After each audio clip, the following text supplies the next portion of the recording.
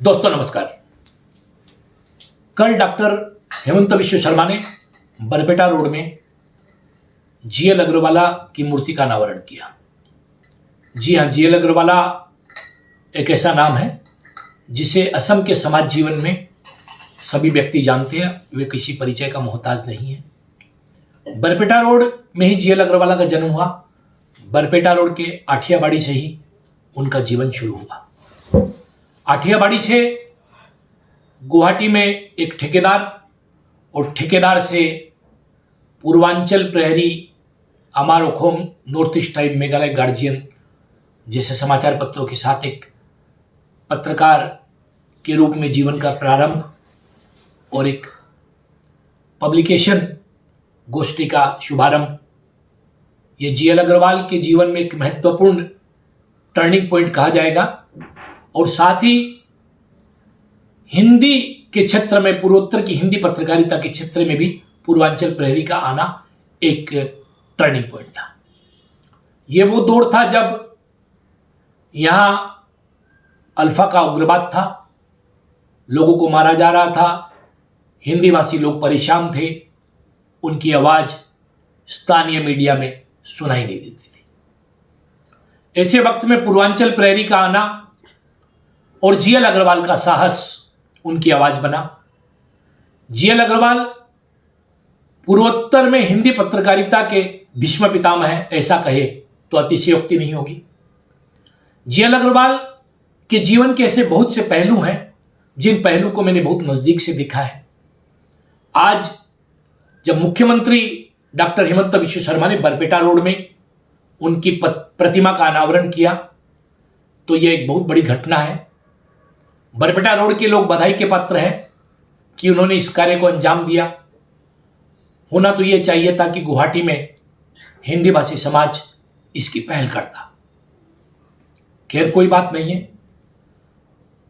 अग्रवाल अपने जीवन में बहुत से विवादों से भी घिरे रहे। अक्सर महापुरुषों के साथ विवाद लगे रहते हैं। लोग उनसे सहमत भी होते हैं, लोग उनसे असहमत भी होते हैं। मेरा सौभाग्य है कि उनको बहुत नजदीक से देखने का मुझे भी मौका मिला। जब मैं पूर्वांचल प्रहरी से जुड़ा तो काफी सालों तक उनके साथ काफी नजदीक संबंध रहे। उसके पहले भी उनसे नजदीक संबंध रहे, किंतु पत्रकारिता से जुड़ने के बाद उनके साथ वो संपर्क और प्रगाढ़ हुए, उन्हें नजदीकी से देखा। जीएल अग्रवाल बड़े जीवट व्यक्तित्व वाले व्यक्ति थे। साहस उनमें कूट कूट के भरा था। वो किसी से घबराते नहीं थे।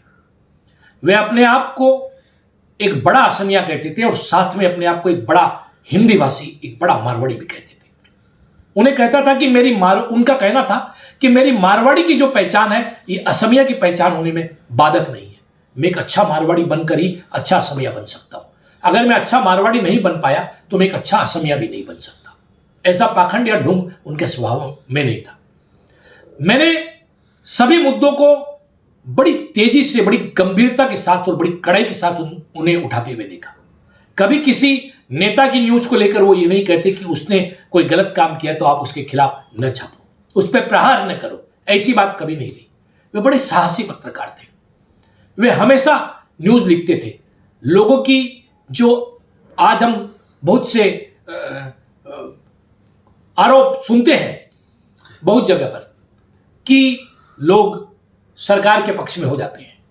अगर सरकार के खिलाफ कोई न्यूज लिखनी है, जनता के आवाज की कोई न्यूज लिखनी है, तो लोग लिखने से डरते हैं कि कहीं सरकार नाराज ना हो जाए, मंत्री नाराज ना हो जाए, मुख्यमंत्री नाराज ना हो जाए। जीएल अग्रवाल के पास ऐसी कोई बात नहीं थी। वो किसी भी प्रकार से भय नहीं करते थे।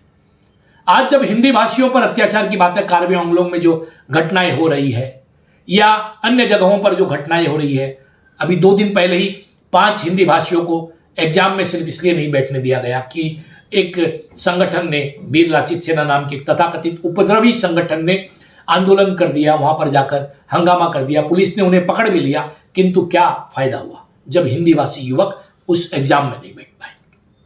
इस प्रकार की घटनाएं जब भी होती थी, जीएल अग्रवाल बड़ी कड़ाई से उसका प्रतिरोध करते थे और न सिर्फ प्रतिरोध करते थे बल्कि अपना अग्रलेख भी लिखा करते थे और उस अग्रलेख में भी बड़े कड़े शब्दों का प्रयोग करते थे। अगर कई बार मैं भी उनको अग्रलेख लिखने में सहयोग करता था और कोई शब्दों को अगर हल्का कर देता था तो वो बड़ी कड़ाई से बोलते थे कि हल्का करने की जरूरत नहीं है। जिस भाषा में समझ में आए उस भाषा में लिखा जाए। उस भाषा में वो अपना अग्रलेख लिखते थे। एक वाकया मुझे ध्यान आ रहा है कि तरुण गोगोई ने उन्हें आमंत्रित किया। तरुण गोगोई मुख्यमंत्री थे, उन्हें बुलाया और उन्हें बिठा दिया। 15-20 मिनट बैठने के बाद वो वापस लौट कर आ गए। मैंने कहा कि क्या हुआ, आपकी तरुण गोगोई से मुलाकात नहीं हुई? उन्होंने कहा नहीं, उन्होंने मुझे बिठा दिया, शायद वो व्यस्त थे तो मैं वापस लौट कर आ गया। आने के बाद तरुण गोगोई का उनके पास फोन आया कि अग्रवाला आप चले गए वहां से, क्या बात है? उन्होंने कहा कि मेरे पास इतना बैठने का समय नहीं है, आप जब फ्री हो तब मुझे बुलाइएगा। फिर तरुण गोगोई उनके पास आए, उनसे मिले। तो ये उनका व्यक्तित्व था। नेताओं के पीछे दौड़ने वाला व्यक्तित्व नहीं था। वो अपने व्यक्तित्व को, अपने आत्मसम्मान को, अपने स्वाभिमान को मेंटेन करते थे और ये उनके पूरे जीवन में उनकी झलक मिलती थी। समाज की विभिन्न संगठनों के साथ उनकी नहीं बनती थी। उनकी अपनी एक लाइन थी, वो उस पर प्रतिक्रिया देते थे और वो जो बातें लिखते थे कहीं ना कहीं वो आज सही भी साबित हो रही है। जिन संगठनों ने विभिन्न सामाजिक कुरीतियों का विरोध किया, आज जब उनके बच्चे बड़े हो रहे हैं, वो शादी विवाह कर रहे हैं, तो उन्हीं कुरीतियों का पालन कर रहे हैं। उन कुरीतियों को उन्होंने अपने जीवन से दूर नहीं किया। तो कहीं ना कहीं आज अगर हम बैठते हैं तो ये हमारे जीवन में सामने आ रहा है कि अगर हम किसी को बोलते हैं कि इस कुरीति का विरोध करे, समाज को इससे पालन नहीं करना चाहिए, तो ये अपने पर सबसे पहले लागू होनी चाहिए। वे कहते थे कि ये अपने जीवन में इसको लागू नहीं करेंगे, ये समाज को उपदेश दे रहे हैं। और कहीं ना कहीं ये बातें सही साबित हो रही है। उनका विरोध हो सकता है, उनका समर्थन हो सकता है, किंतु इस बात में कोई दो राय नहीं है कि हिंदी भाषी समाज, पूर्वोत्तर की हिंदी पत्रकारिता उनकी कृतज्ञ रहेगी। उनकी जो मूर्ति लगी है, और उस मूर्ति लगाने में मैं मुख्यमंत्री को साधुवाद देता हूं कि वो समय निकाल कर वहां पर पहुंचे और उन्होंने इस मूर्ति का अनावरण किया। मैं बरपेटा के समाज को साधुवाद देता हूं और मैं चाहूंगा कि जीएल अग्रवाल की स्मृति में जो है, कम से कम साल में कोई एक ऐसा प्रोग्राम समाज की तरफ से किया जाए जिसमें उनके व्यक्तित्व और कृतित्व को बताते हुए आने वाली पीढ़ियों को प्रेरित किया जा सके। देखिए, कमियां सभी महापुरुषों में होती है। बुरा जो ढूंढा मैं चला, बुरा न मिलिया कोई, जो दिल ढूंढा आपसा मुझसा बुरा न कोई। कमियां सब में होती है। महापुरुषों में भी कमियां होती है। गांधी जी में भी कमियां ढूंढी गई है, रामकृष्ण में भी कमियां ढूंढी गई है। छिद्रान्वेषण, नकारात्मक छिद्रान्वेषण की जगह अब जो जीएल अग्रवाला की जीवन की अच्छाइयां अगर हम खोजें तो हम ये पाएंगे कि उनमें इतनी अच्छाइयां थी। अगर उन अच्छाइयों पर हम चले, उन अच्छाइयों को हम समाज हित में लगाएं, तो कोई कारण नहीं है कि हिंदी भाषी समाज पर जो अत्याचार हो रहे हैं, हिंदी भाषी समाज को जो दबाया जा रहा है। आज कार्बी आंगलों में 1933 परिवार और करीबन 10,000 लोगों को जो विस्थापित करने की बात हो रही है, इन सभी लोगों को बसाया जा सकता है, उनके हक की लड़ाई लड़ी जा सकती है। यह मादा जीएल अग्रवाल में था। तो आज जरूरी है कि हम जीएल अग्रवाल को याद कर रहे हैं। जीएल अग्रवाल की जो मूर्ति लगी है, मैं उनका स्मरण कर रहा हूं, मैं उन्हें प्रणाम करता हूं, उनके योगदान को प्रणाम करता हूं।